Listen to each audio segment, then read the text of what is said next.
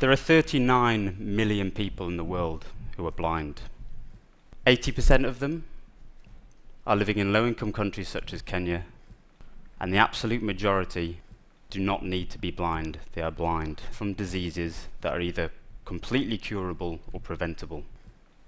Knowing this, with my young family we moved to Kenya. We secured equipment, funds, vehicles, we trained a team.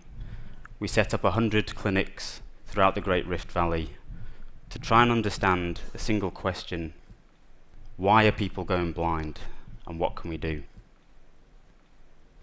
The challenges were great. When we got to where we were going, we set up our high-tech equipment. Power was rarely available. We'd have to run our equipment from petrol-powered generators. And then something occurred to me: there has to be an easier way, because it's the patients who are the most in need of access to eye care who are the least likely to get it. More people in Kenya and in sub-Saharan Africa have access to a mobile phone than they do clean running water. So we said, could we harness the power of mobile technology to deliver eye care in a new way? And so we developed Peak, a smartphone that enables community healthcare workers and empowers them to deliver eye care everywhere. We set about replacing traditional hospital equipment, which is bulky, expensive and fragile, with smartphone apps and hardware that make it possible to test anyone in any language and of any age. Here we have a demonstration of a 3-month-old having their vision accurately tested using an app and an eye tracker.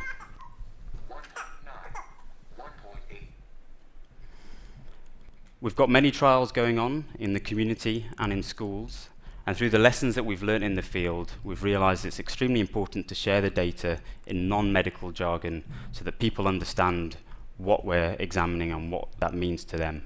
So here, for example, we use our SightSim application once your vision has been measured to show carers and teachers what the visual world is like for that person, so they can empathize with them and help them.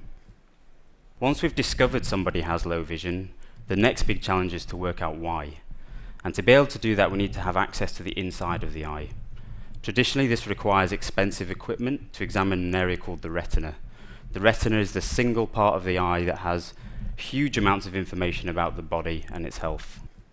We've developed 3D printed, low-cost hardware that comes in at less than $5 to produce, which can then be clipped onto a smartphone and makes it possible to get views of the back of the eye of a very high quality.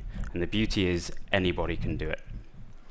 In our trials on over 2,500 people, the smartphone with the add-on clip is comparable to a camera that is hugely more expensive and hugely more difficult to transport. When we first moved to Kenya, we went with $150,000 of equipment, a team of 15 people, and that was needed to deliver healthcare.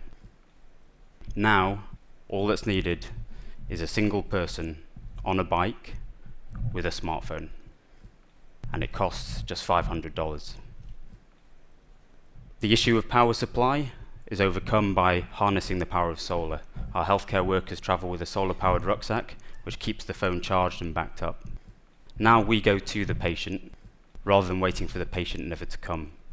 We go to them in their homes, and we give them the most comprehensive, high-tech, accurate examination, which can be delivered by anyone with minimal training.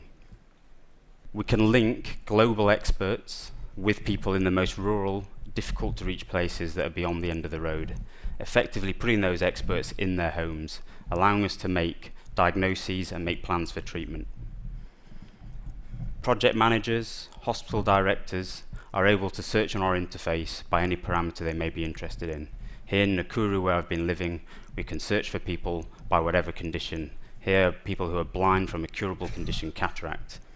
Each red pin depicts somebody who is blind from a disease that is curable and treatable, and they're locatable. We can use bulk text messaging services to explain that we're coming to arrange treatment. What's more, we've learned that this is something that we haven't built just for the community, but with the community. Those blue pins that drop represent elders or local leaders that are connected to those people who can ensure that we can find them and arrange treatment.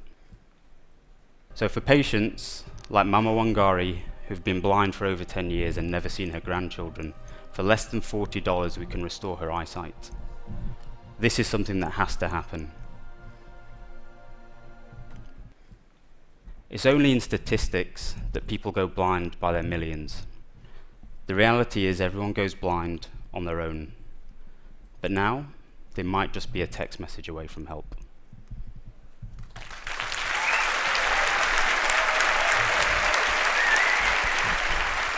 And now, because live demos are always a bad idea, we're going to try a live demo. So here we have the Peak Vision app.